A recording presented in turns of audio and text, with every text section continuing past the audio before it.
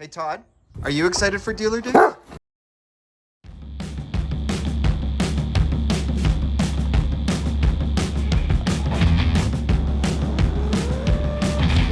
itinerary says breakfast at 9, meet and mingle, so we've done the breakfast at 9, and we're going to get the show on the road.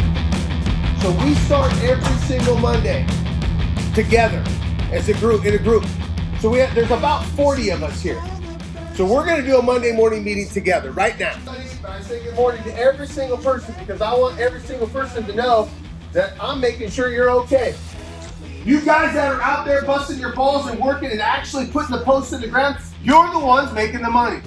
That's why it's important that we learn how to do that we spot a custom job and we have that. Those are the things that make a difference at the end of the day. But you guys are ahead of most because you're here, right? Sitting amongst your friends in the industry. By the way, your competition is not your competition, they're your friends in the industry. This is camaraderie. Share ideas, work together.